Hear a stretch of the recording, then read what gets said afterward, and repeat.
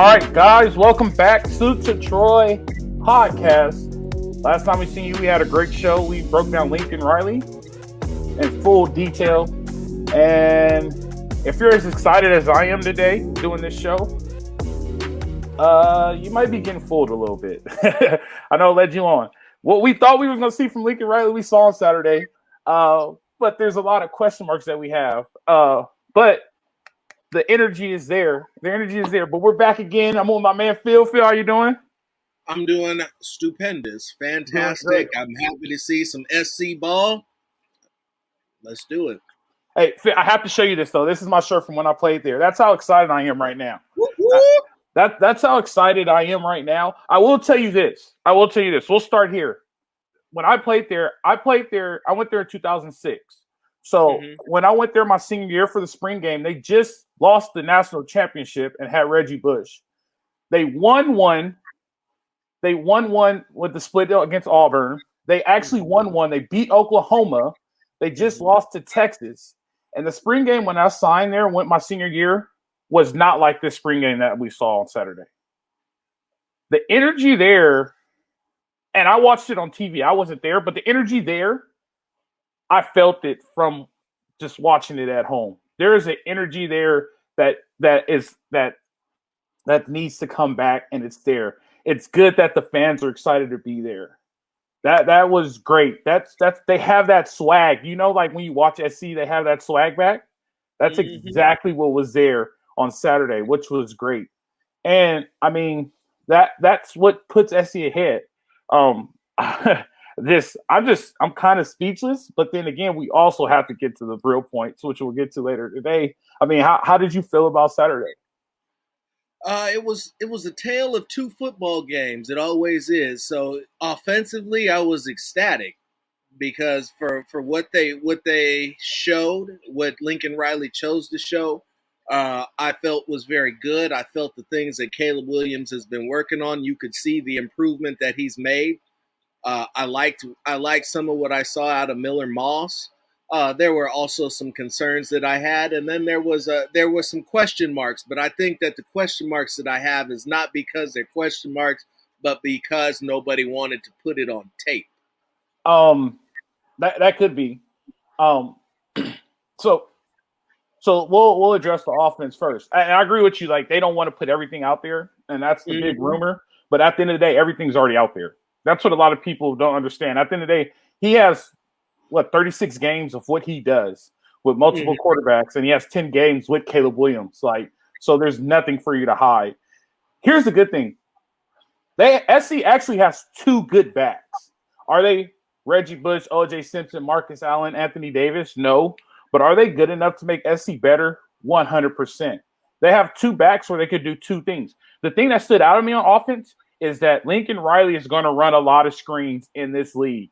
And if you get the screen game going in the Pac-12, SC is going to be hard to stop, really hard to stop. That's one thing that really stood out to me. Another thing that stood out to me is, I know this isn't his name, but Little Jerry is going to be really good in the Pac-12. I'm going to tell you why. Because he can run, and he's a big body. So getting the ball out to him in space, which you saw them do a lot in the spring game, all he needs is one blocker, and he gets 5, he gets 6, he gets 7. Before you know it, he's going to bust one, and people are going to say, oh, wow, he's not going to make the big play over the top. That's not what he is. But get him the ball right now, and he's going to break a tackle, and he's going to make a lot of big plays when it matters. I was really excited about that.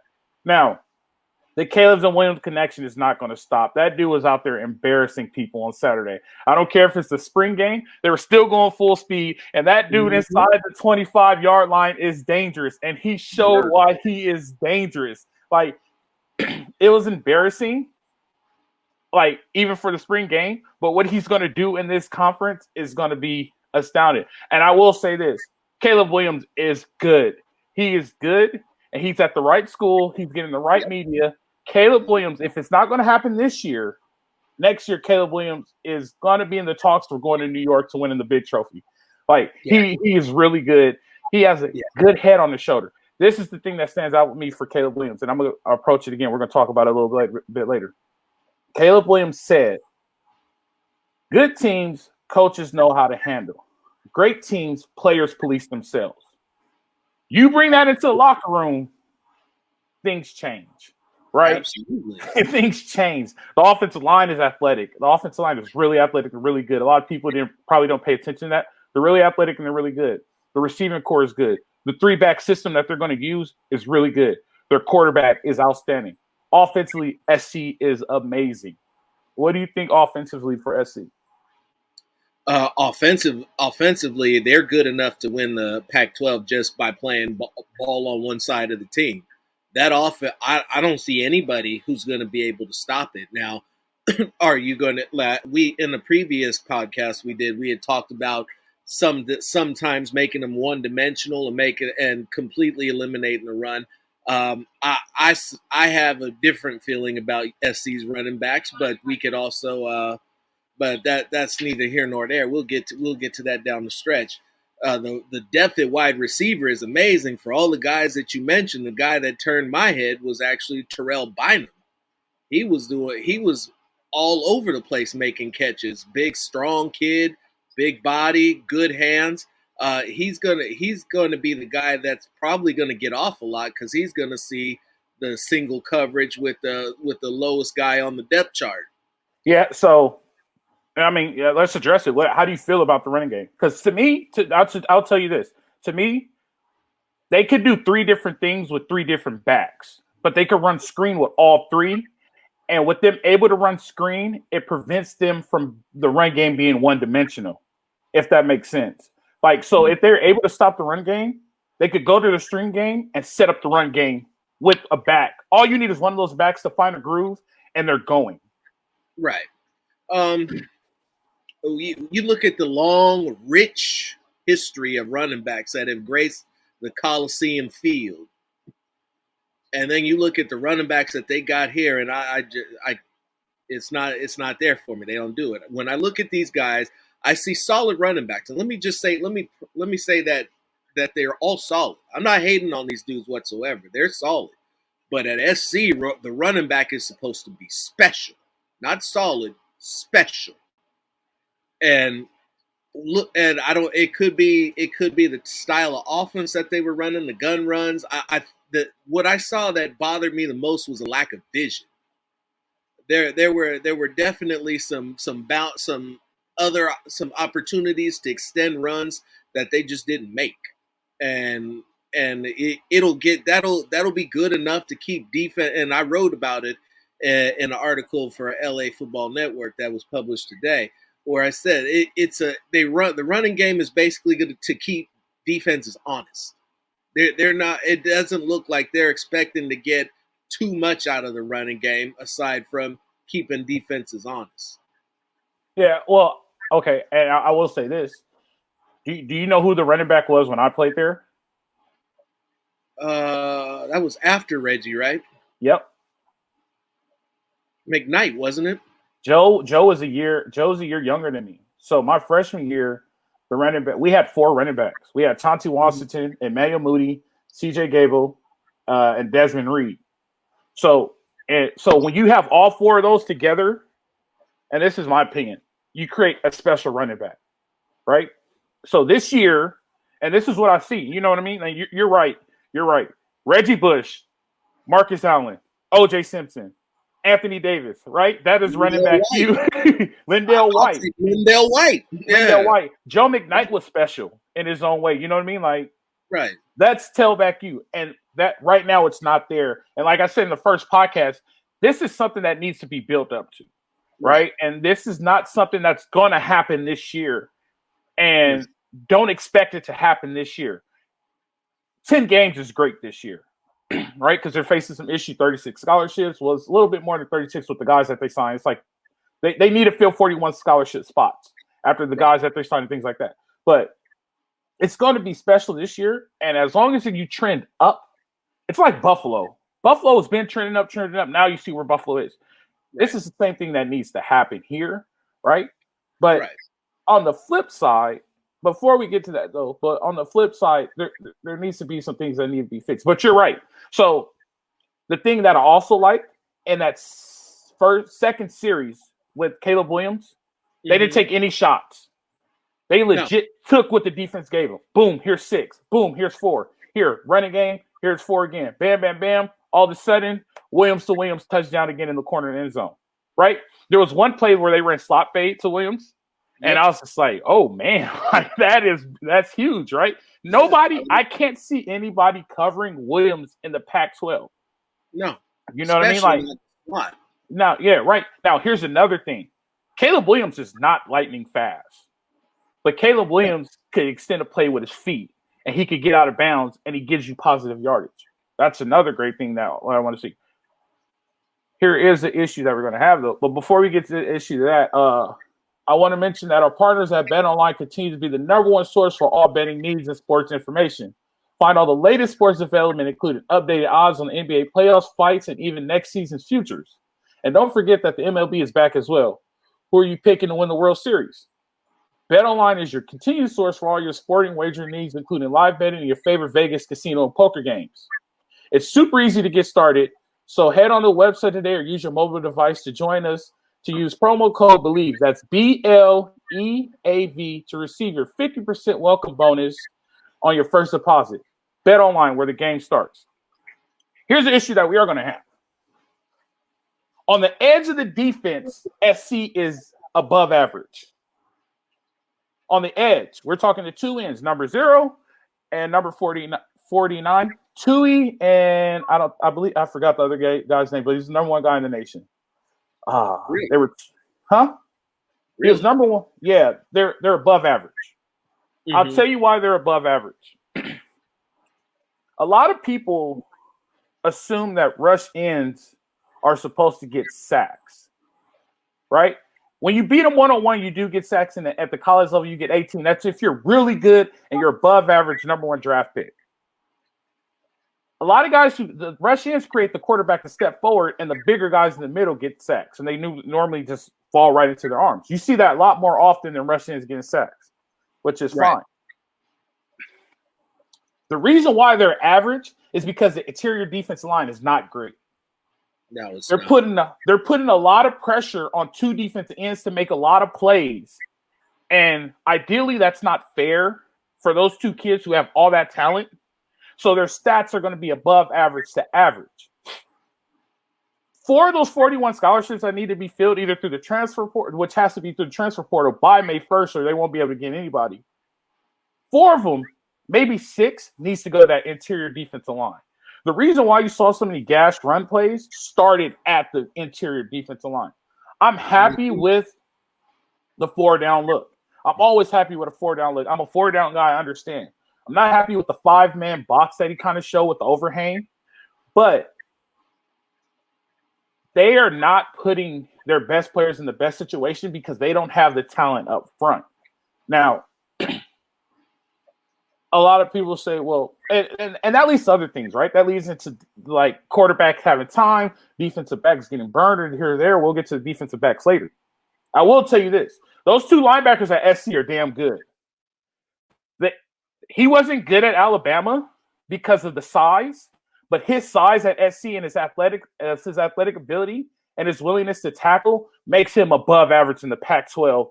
And when you get to the Pac-12 and you make it to the playoffs, it's a little bit different because when you're the best in the Pac-12, it's shown that you're the best in the rest of the nation. He's going to be really good. I think he's going to be really good in the conference, but he's not going to be good if he has defensive linemen in his lap every play, which I saw a lot of. I don't think the interior linemen at SC are very good, which makes 2 great players on the edge average because they're putting a lot of pressure on them. You know, you get what I'm saying? Well, so I too agreed with you wholeheartedly, and now that we've given the offense it's just due. It's time for the unfiltered truth, and the unfiltered truth is this: they are going to be eaten alive in the running game. I was not impressed by that defensive line's rush defense whatsoever. At all, not even a little bit.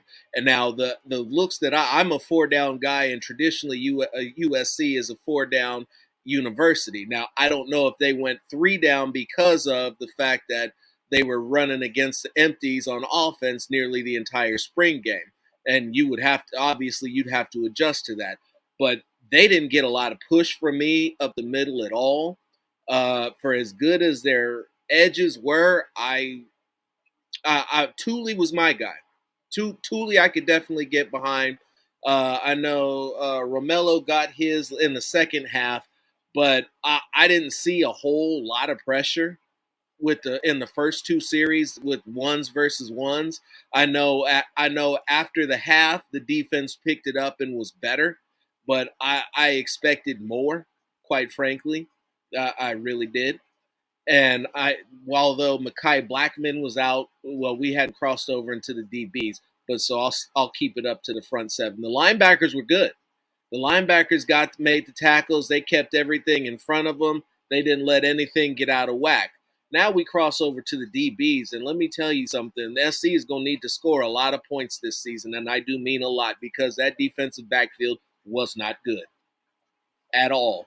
There's no way that they should be able to just be bombs away quite like that and look in shambles and just let a team dink and dunk straight down the field and offer nothing. So that was bad. That was a bad performance. And vanilla defense or not, I don't care. You need to be better. That was so to the naked eye, SC had a great spring football game, right? And it goes to the old saying: offense sells tickets, defense wins championships. You ain't gonna win no championships with that defense. They're gonna win. They're gonna sell a lot of tickets. That stadium is going to be full all the way up to here. Last year it was empty. It looked like this last year. This year it's going to be full. When Rice comes in the first week of September, that thing is going to be full. The problem is if they give up 34 points to Rice, it's going to be an issue, and we're going to be back at square one. Now, here's the problem. I wouldn't be too concerned. But all right, so they need 41 scholarships. We already given 4 to 6 to the interior D line, which is fine. Now you're at 30. You're at 37. You need a whole new defensive backfield. That's 5 scholarships. At least 5 to 7 has to go to the defensive backfield. The defensive backfield for USC is going to cost him a lot of games that matter, and it's going to cost them a lot of games that's going to make them go over the hump. If I'm a senior in high school and I have an offer from USC, I am committing right now because I have a chance to start as a freshman. Hey, Al, I got probably the most important question of the day. What's that? How many plays you got for me? I got one. I got one series and it has to be 3 and out. I got one series and it has to be 3 and out. Hey, I'll save it. When I call on you, I'll need it. But I'm gonna need at least those 3. I got one series and it has to be 3 and out. So a lot of people don't understand. USC is known for their safeties. Their corners not so much, but they're known for their safeties. Ronnie Lott, Darnell Bean, Taylor Mays. You know what I mean? Like Kevin Ellison. A lot of people don't know about Kevin Ellison. Troy Polamalu. That's what I'm saying. They're known for their safeties. There is no pride in the defensive backfield, and that's the thing that bothers me. Me as a defensive back that went to USC is watching the defensive backs not have any pride. And that is an issue to me. And I don't understand, I do understand, right? And it's not, I'm going to just say this. It's not Lincoln Riley's fault. And I get it. But that has to be one of the first 2 things that he has to fix before May 1st on the transfer portal deadline, or they're only going to win 5 to 6 games. And here's the problem about the wins. The wins are going to be this. Caleb Williams throws for 600 yards, rushes for 200 yards by USC, but they still give up 47 points and they lose, right? And that's what we're looking at. We're looking at a defense that doesn't have any pride. A USC defense has pride all the way from Sean Cody, Cedric Ellis, Lawrence Jackson, Keith Rivers, right? You're looking at Willie McGinnis. Willie McGinnis played defensive line. Ray Malalagu. You're looking at guys Frosty Rucker. Who's the guy that won the Thorpe? He played safety also at SC. He went to Poly. I can't think of his name right now, and I'm so embarrassed because I went to Poly also. But, I mean, he won the Thorpe as a freshman.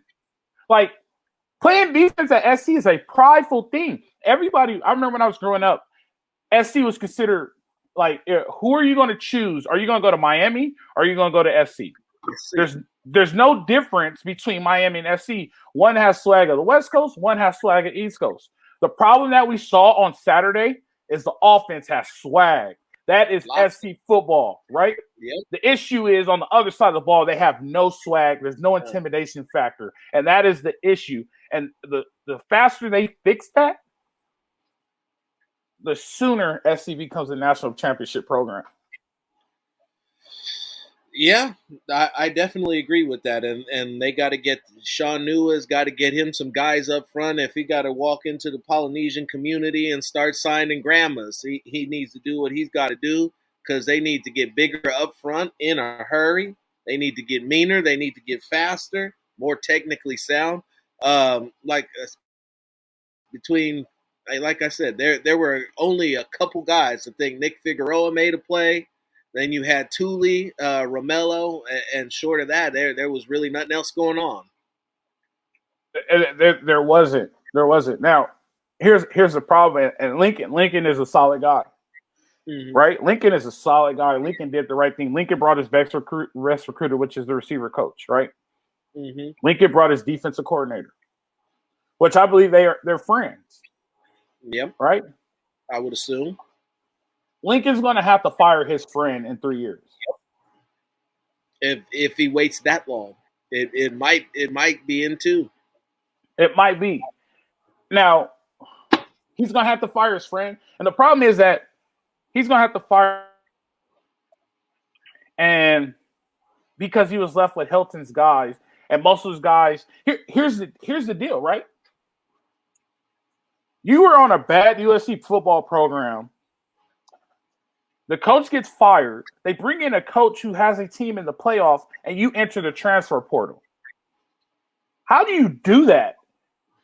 You get what I'm saying? Like, and there's still some guys there that are like that. And most of them, it looks like, and I could be wrong, and I don't want to say it's for sure, but from what I'm seeing from the outside looking in, those guys are on the defense side of the ball. You get what I'm saying? Like, so I'll spin it a different way, and I'll ask you this, and I just coming in hot like this was truly not how I envisioned starting off the season, especially one with as much promise as USC's does have. But you need to start taking a long, hard look at your defensive backs coach. And if you want to talk about coaches that held over from the last there's a common denominator. There's a common denominator. Now, Grinch's defense was not good last year. They were better than what you saw at SC, at least the front seven, but ultimately they gave up a crap load of points last year too. So I'm not going to give Grinch a pass, but the common denominator, you got to start low and work your way up. You feel me? And I will tell you this because I was in the coaching world. He's a good recruiter. He's a great recruiter. He's one of the top recruiters in Division I football. But if you ever follow coaches that are labeled good recruiters, they end up with multiple jobs in their career. They'll always get hired, but they're never in the same place the same year after year after year because of what the production that they put on the field. There is a common denominator. I wanted to go there, but I didn't know if we really wanted to go there. There's a common right out of the gate. I told you. There's a common denominator. Yeah, there's a common denominator in the defensive backfield that's from the past 3 years of that poor performance that's been put on the field. And it's got retained, and it showed on a Saturday with 31,000 people there. 31,000 people is more people that they had at their games last season. 31,000. SC has the opportunity to be the hottest ticket in town again. You have a chance to go to SC game on Saturday and a Rams game on Sunday, but that has to get fixed or it will not be the hottest ticket in town. And that might needs to be the fix first. I understand the whole recruiting thing, but here's how I look at recruiting. If I give you a ball of clay and I give it to you and I say make a pot, right? This could be the best clay. This clay is worth $1 million right here. This is the finest clay to make pottery. But if I give it to you and tell you to make a pot, what would that pot look like? Won't be look very right. But if I take that clay and I give it to somebody who's a potter who does pottery for a living, you might get the best pot that you've ever seen in our lives. Right. So even though those kids were good in high school, what are you molding them into? And that's what's showing. And I think that might be your more immediate fix, is to make that switch, like you said. You got a guy who's a recruit, who's a great recruiter. Coach O is the best recruiter around too. He don't have a job right now. Your problem isn't necessarily recruiting, because you know what recruits better than anything known to man? Winning. That's all you need to do is win. LASC of all play SC in the Pac-12 starts winning again. Do you know who's going to be number one recruit across the West Coast? It sure won't be Oregon. It will be SC, because that's what SC does, is win. They can't win with a coach who can't coach. Hey, I completely agree. And so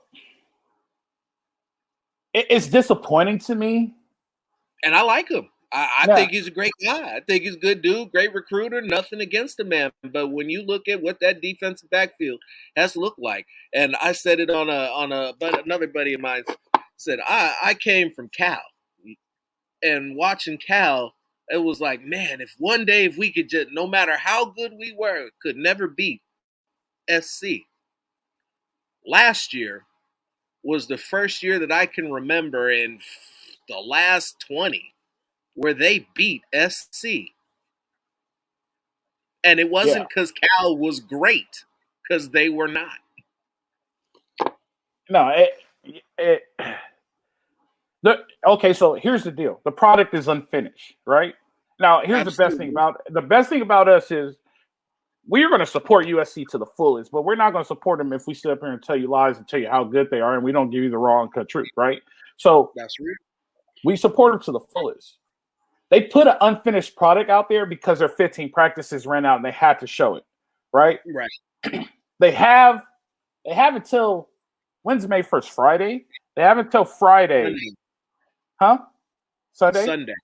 They have until Sunday to fix it, right? Now, the transfer portal is not always a fast fix, and we talked about this on the last podcast. We said the best thing about Caleb Williams coming into Lincoln Riley's offense is he already knows the system.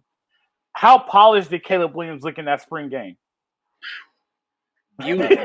It's like he just out there. He just skipped a beat, right? And the lady and asked, not only that, I was going to say, not only did he look polished and like a surgeon, he was standing in the pocket calmly, comfortably. Both of the quarterbacks were. Miller Moss is a freshman, standing tall in the pocket. It's easy to stand tall when you don't have a pass rush, but that's neither here nor there. But I will say that Miller Moss just has to stay. Miller Moss stays, and Miller Moss learns, and Miller Moss gets reps. Miller Moss is going to be really good. Miller Moss made freshman mistakes. Like, he overthrew it, but he saw it. You know what I mean? Like, he saw open passes. Oh, he overthrew it, blah, blah, blah. We could fix that. That's fixable. Yeah. But the fact that you're seeing it is like, whoa, that's pretty good. That's a good read right there. Like, you know what I mean? Like, Miller Moss just has to stay there. And for him to accept that challenge, like, all right, Caleb Williams is already there. I'm good with that. Like, Caleb Williams is only going to be here for 2 years. If he plays 4 games, he's still a redshirt freshman. So by the time he plays, let's see, he'll redshirt, he'll be a freshman next year. He'll be a redshirt sophomore, which means he'll get more than enough time for him to be a star. And he gets, you see this back here? Let me see. That back there is all the retired jerseys. He gets to put a jersey up there. By the way, which they do need to put number 5 back. I will say that. I'll put that on the record. But that's neither here nor there. But he has a chance to put his jersey up there. They have a chance to put Caleb Williams' jersey up there. But Miller Moss showed up. Like, for him to run with the 2s, and what a lot of people don't understand is there were a lot of walk-ons protecting Miller Moss. People don't understand that part of it. I was wondering about that because that did look shaky, and I remember seeing the right tackle where one of those sacks, the guy just walked around him off the line, which was alarming to me. There's a lot of walk-ons, right? So, like I said, we have 41. There's 41 scholarships out there. If you watch this and you want a chance to play and you're good and you want a shot at least to go to the Rose Bowl this year, come to SC. Go to USC. If you want a shot to go to the Rose Bowl, come to SC. Especially if you're a freshman. If you're a freshman, come to SC. Like, if you want a shot at a national championship in 4 years, come to SC. That's just my approach to the transfer portal. That's the way to think. But now, Phil, let me ask you this. So, with all that being said, what are your expectations? We'll do it one at a time. What are your expectations? What are your expectations of Lincoln Riley from this season? Coming up this upcoming season. I expect him to take the South Division. I got you. I expect him to take the South Division, and I expect him to previously I expected them to win the Pac-12 outright. Having had my view of the defense, I expect them to be in the championship game. Being in the championship game, that's big. That's big. I will tell you this. Utah's going to be good again. Arizona State, I don't know exactly where they are. I know they got in a little bit of trouble, and I know a lot of dudes jumped ship. Arizona State is going to be good again. I don't know what UCLA is going to do. Arizona, they're not there yet. Colorado, it's Colorado. They're not there yet, and they just lost their best receiver. Yeah, so that's where they are. For them to win the South is not out of reach. It's not unreasonable for them to win the South. The problem I have is when they play Utahs and Oregon States and Stanfords who run the ball like grown-ass men, what is that front seven going to do, right? That is where I'm questioning.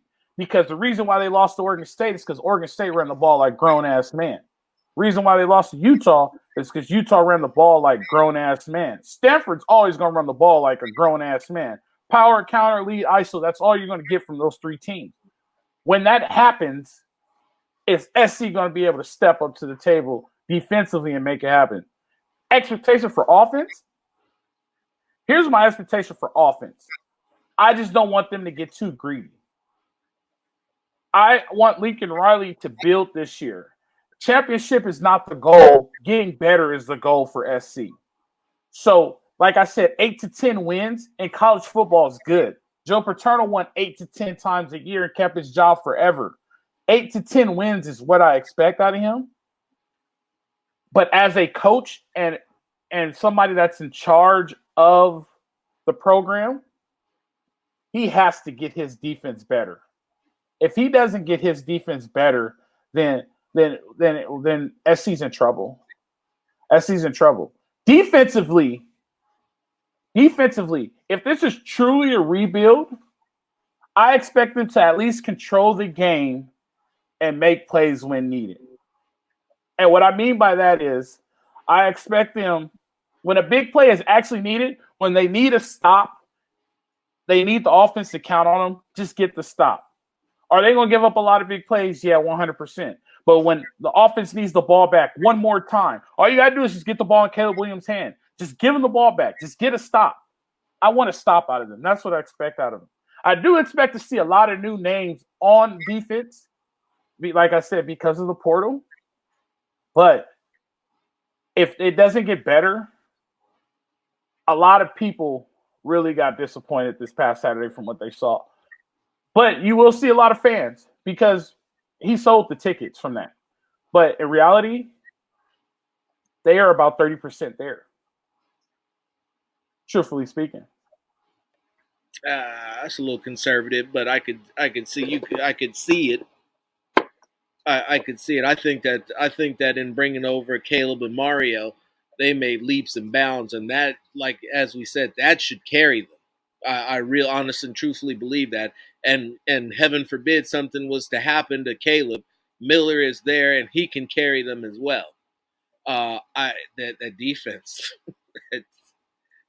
that's just going to be something you can't get. It's going to be hard to work around. And like you said, at this point, I would just be happy if they got off the field on third downs. So, give me a percentage. How complete do you think they are? I would have said 60. Okay, so you say 60. 60% is saying that I'm not worried about the offense, and I think that you got a piece or two on defense. Okay. They go touchdown for touchdown, right? You go touchdown for touchdown is all based on who gets the ball last, correct? If the other team has the ball last, who wins the game? With the defense right now. If the other that depends if they're down or not. If they tie it up, we can go to overtime and play forever and set the record for the most consecutive overtime game in the history. Well, and that's what it leads, right? But if they go touchdown for touchdown, tie game. SC just scored to tie the game. They're kicking the ball off to the opposing team's offense. They got 2 minutes and 30 seconds to go to drive the field just to get 3. Who wins the game? Yeah, they do. Or that's what.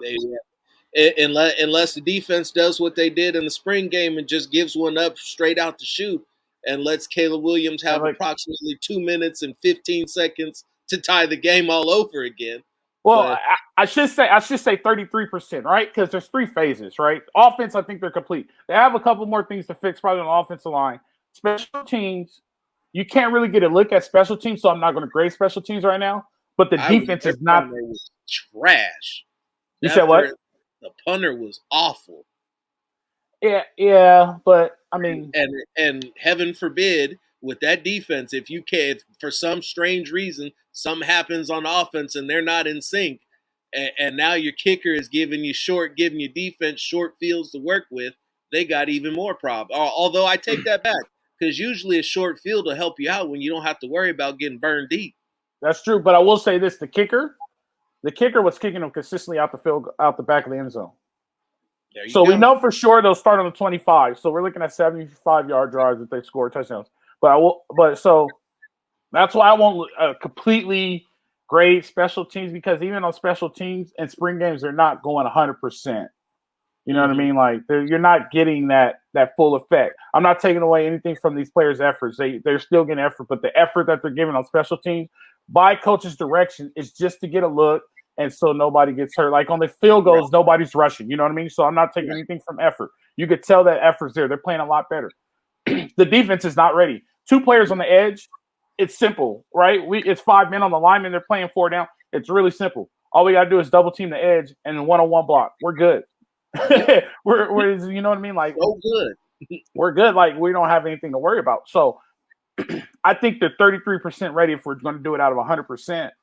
But that's not the end. Like I said, that's not the end of the world, because of we have the transfer portal now. Now, right? If this was 5 years ago and we saw that defense,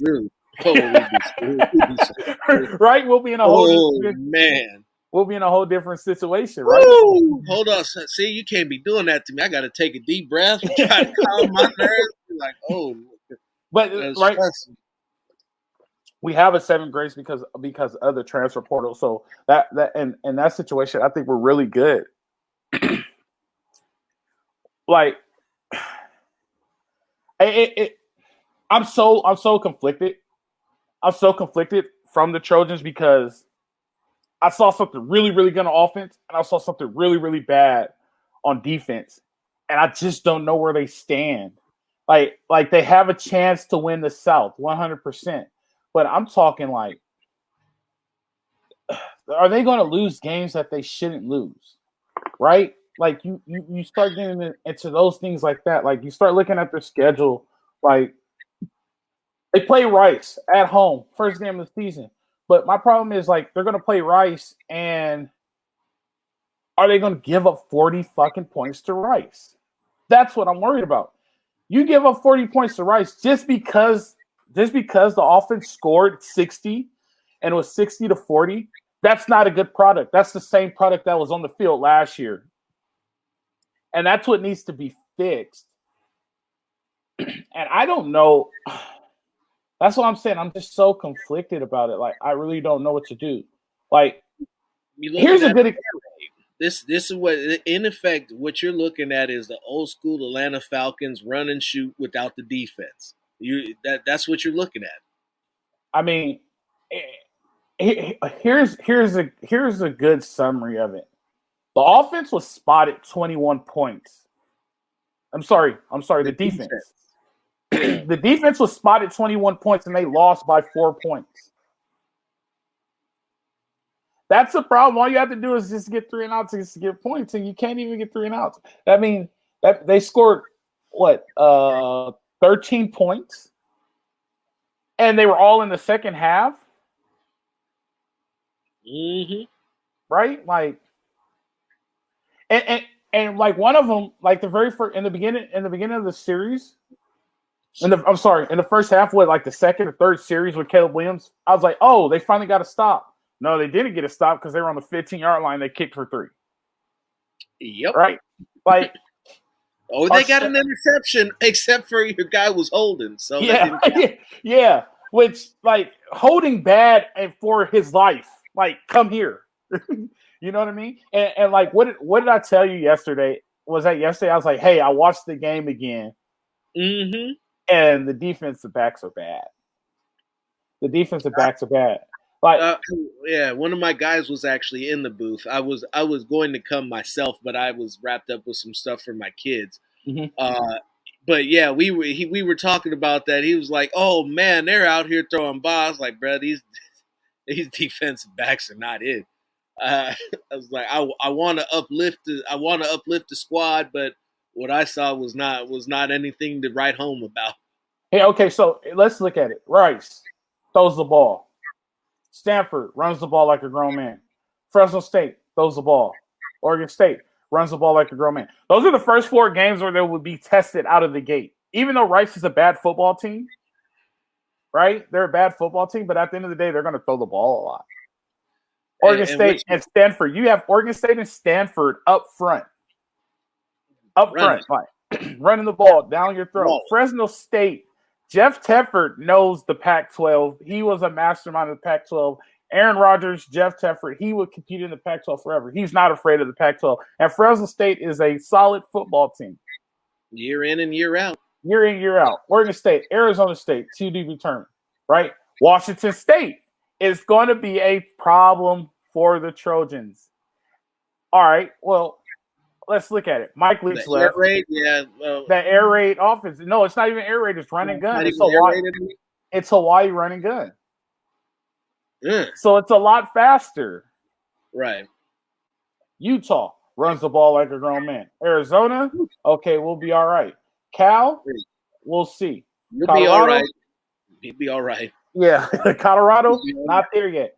All right, now you got to go to Pasadena. Right? And that game is always bigger than what it is. Not only do you have to go to Pasadena and play that game, Thanksgiving weekend, when SC is at home, traditionally play the blue and gold. So they play 2 blue and gold schools. They have to play Notre Dame. Notre Dame will probably be ranked top 10 at the time. Yeah. Now, here's the deal. If they lose to Notre Dame, I'm okay with it. Right. If they lose to Notre Dame within 14 points and they compete, I'm okay with it. If they lose to Notre Dame like they did last year, now we have a problem. I'm not okay with it. And I'm a point blame right now up front. I know it's a team game, but some things have to be fixed. If they lose, it's going to be the defense fault. Yeah, it is. I'm no longer playing, so I don't have to be. I'm no longer playing nor coaching. Correct. I don't have to be politically red and like, hey, we're all a team. A lot of these games are going to come down to the defense. Yeah. And I know we spent a lot of time bashing the defense. Put it like this. If you're listening, we love Caleb Williams. We love the energy on the team. We love what the product that was put out there, but the product was not complete, and the product has to be fixed on the defense side of the ball. Or you guys are going to be really, really, really disappointed of what you saw. I played at USC. I'm a Trojan. I love the Trojan. Here's my shirt from when I played.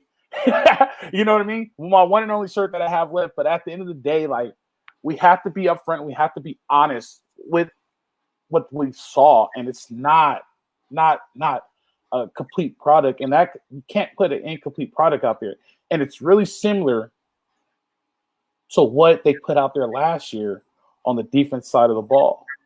And we know that Riley's going to score faster than normal, which means the defense will be out there a lot more often. And like you said, Phil, what if the offense is not clicking and the defense is out there? I'm going to scale back on that one time, and I'm going to tell you what I did see that we haven't spoke on, and what I told you was the one that wasn't by design. This team has got some badass tight ends. And we did not see any of that on display, and that was by design. They're going to use these tight ends to slow down the game and take chunks and take the souls out of defenses, especially across the middle, because when you're looking at all them wideouts and they're getting all that attention, them big boy, you run in, you go in double tights, and them boys is going to eat. And there'll be nobody that can cover them. There'll be nobody that can stop them, and they can slow down the pace of the game. Because I think, and that's also where these running backs suit the style. You're not looking for home runs. You're looking to eat up time, keep the chains moving, and get the defense tired so that you can hit them over the top. So it all works hand in hand. So they're going to have to control the ball on offense to help the defense. Yeah, they did run a lot. They ran a lot of split zone, and a lot of counter. I saw that they ran that tight end off wing, and they ran a lot of that coming back. And I was like, oh, that's pretty good. And they had about 3 of them. I said, that's pretty fucking good. Like, I was like, anytime you get split zone, I don't care if it's pro, college, high school, Pop Warner level, playing split zone is pretty tough because you don't know where that back is going to go. And that split zone is where Dye could eat because that's where he ate in Oregon. So those tight ends blocking, and if those tight ends could catch, you're just creating another threat. And if you have 2 good tight ends on top of that receiving core with 4, you got 6 guys to game plan for.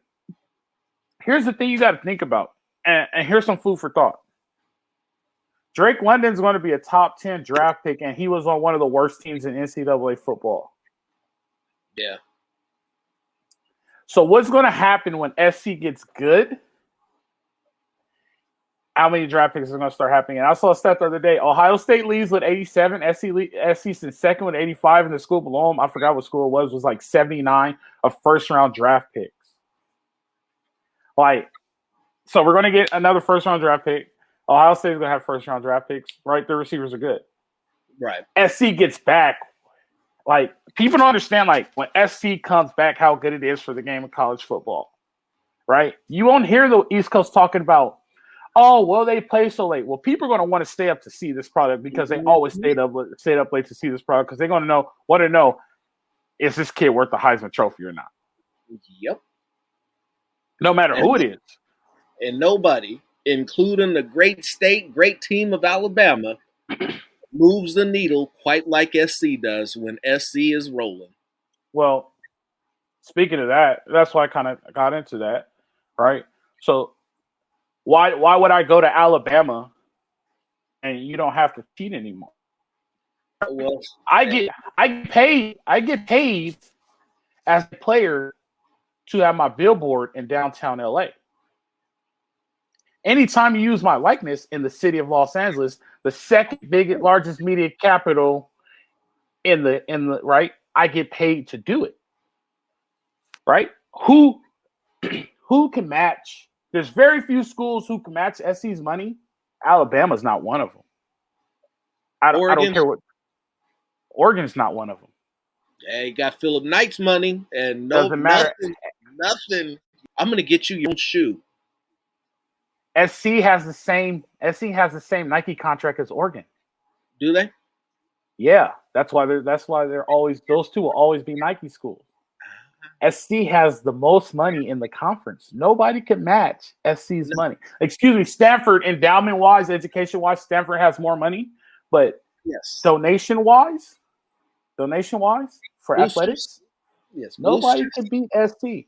Now, if I own a business hey, I want to use your likeness. How about you come to my business and sign autographs? I can actually cut you a check now. Man. Put it like this. The Galen Center, which is named after, which is where the basketball players play, and also the Galen Center is where they have their team meal. That dude was the president of the World Bank. Oh, wow. Oh, wow. President of the World Bank. Not Chase, not Wells Fargo, World Bank.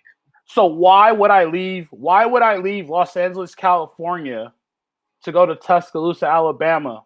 Never. My parents could see me play majority of my games. Nope. I could still go first round, and I have a chance to win a national championship. California is one of the top football states in the nation. Why would I leave? And I am a part of something great. I wouldn't. The money matches now, right? I'm here to tell. Yeah, of course it matches now. The money matches, right?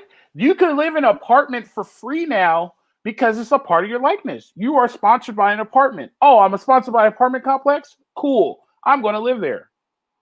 A lot of things is going to change, which is going to have SC starting to look a lot more better. You're not going to – Lincoln Riley said kids aren't leaving California. Oh, no. Not especially not getting paid. Not getting paid. Let me tell you. 100%.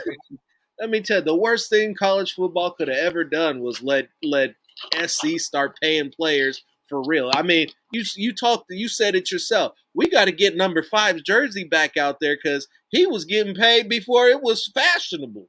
Okay, so when you talk about paying players, I mean, let's call it what it is. Nobody could pay players like SC did. Hey, on the record, number 5 never got paid. It was his stepdad who took the house. He knew nothing about it. He lived in LA. Oh, yeah. Also, I will say this: Cam Newton's stepdad took a church, but Cam Newton got to play a national championship game. But we won't go down that road.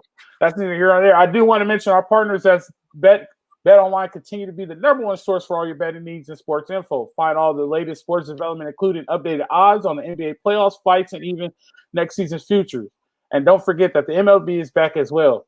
Who are you picking to win the World Series? BetOnline is your continued source for all your sports wagering needs, including live betting and your favorite Vegas casino and poker games. It's super easy to get started, so head to the website or use your mobile device to join and use our promo code BELIEVE. That's BLEAV to receive your 50% welcome back bonus on your first deposit. BetOnline, where the game starts. All right, Phil, let's wrap this thing up. We have fun. Tell me, I want to know 2 things. Tell me, what are your takes? What are your takes from the spring game? And I know we talked about it a lot, but give me 3 things you are looking forward to see this upcoming football season. My takes: passing game, awesome. Offense, fantastic. Defense needs improvement. What am I looking to see most? I'm quite anxious to see these tight ends. I want to see these tight ends get off. I want to see these tight ends get open. I want to see these tight ends become the players that I've heard about all offseason, because I've been monitoring the UFC football. I've been watching the Inside Troys. I've been trying to get my news wherever I can, just like everybody else. And everybody's talking about these tight ends, and I didn't see anything. And that tells me something when I'm hearing stuff, but I'm not seeing it on the field. That takes me back to my old high school running back. We call his name was Robert Lyons. Said we had a dope tailback, Jamad Walker. So we brought in Rob out of the gate and the coach. I remember the coach said, looking up in the stands and saying, "I want them to see this." They ran a toss sweep and he took it 75 yards to the house, broke 2 tackles on his way. Last one being a stiff arm on his way to the house. Yeah, it was on ESPN. I know how coaches get. They hide a lot of stuff. Right. I will tell you this. Are you done? Oh, yeah. Okay, I will tell you this. I am happy with the product that I saw, like I said before. I'm happy about the energy being back in the Coliseum. The energy in the Coliseum changes your whole outlook about the game. A lot of people, that logo means a lot that flame going up, walking down those stairs. You're looking at the Coliseum. That Coliseum, there's original stone in that arch that a lot of people don't know about. That logo meant a lot to me when I created that logo. And when you're looking at the scoreboard, you have to see that arch right there. That is the Coliseum. And when it echoes, when it gets loud in there, when now it's 75,000, but when that 75,000 gets going, it goes up, it goes up, it goes west, and it goes right back east out into, goes right out east, outside of those arches, and you hear it. And that once that gets rocking, and once the Coliseum gets shaking, it's hard to win there. And Lincoln Riley has brought that back, and you saw that on Saturday. I will say this. That running game is going to be a lot better than people think.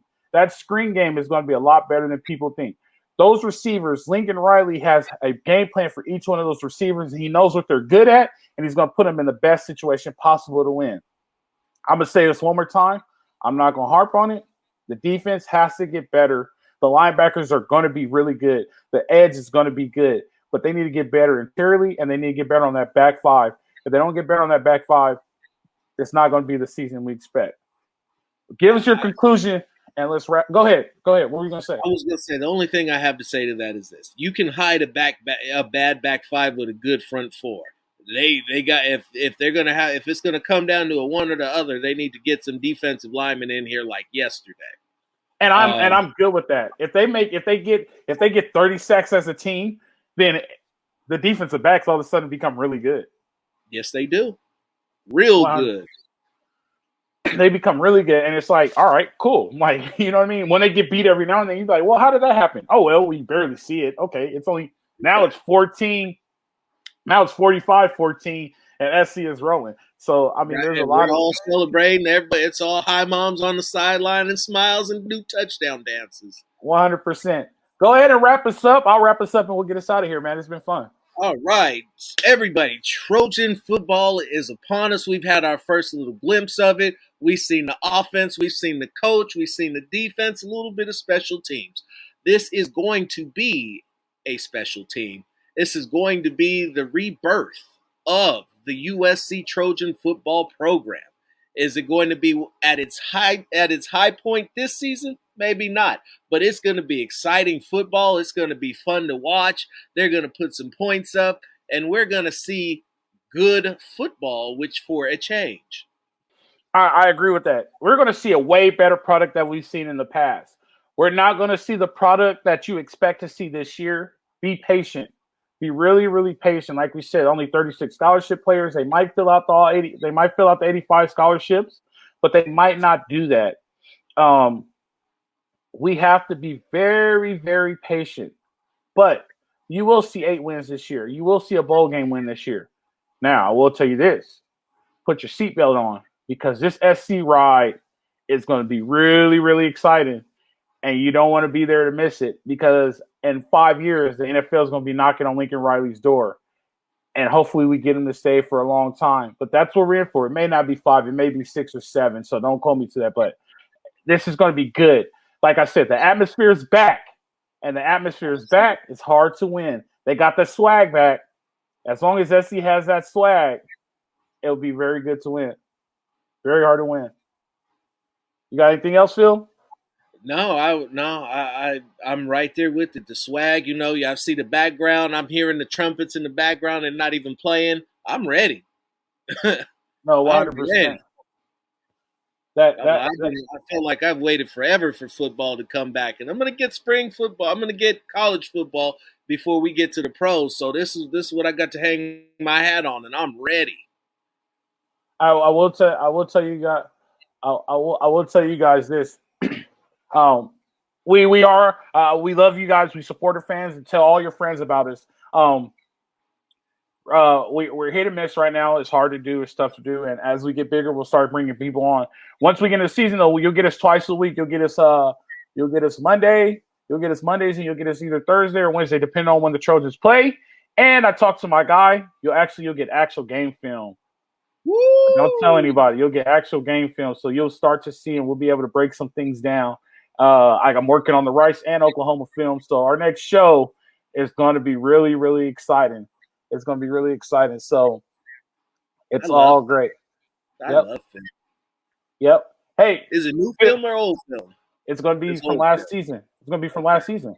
It's going to be legit film. It's going to be great. So it's going to be from last season. We're going to figure out how to get that worked in, and you guys get to be on the inside. I'm not going to tell you guys my source, but it'll be legit film. Hey, we're going to have Rice film and Oklahoma film, so we're going to break that down for you guys on the next show. Hopefully we get Luke again. It'll be good to get Luke in and get on the game breakdown. So that'll be a good one to do. After that, then we'll be able to get, some Stanford film, and we'll get to break down the game prior to. So that's what we're looking forward to. Phil, it was fun. This is the Salute to Troy, presented by Bet Online. See you guys. Like we always say, live strong, fight on.